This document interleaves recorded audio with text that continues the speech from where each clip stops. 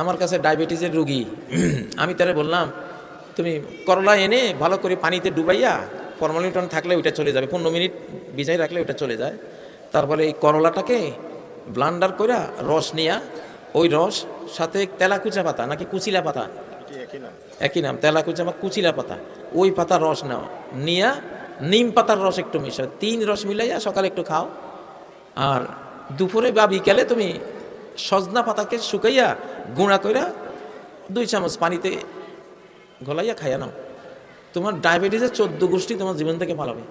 কয়েকজনকে দিয়েছি, প্রত্যেকে কারো 18, কারো 24, কারো কত, পরে এগুলি 15-20 দিন খাইয়া কয় এখন 5-5-এর মধ্যে 80 নামছে।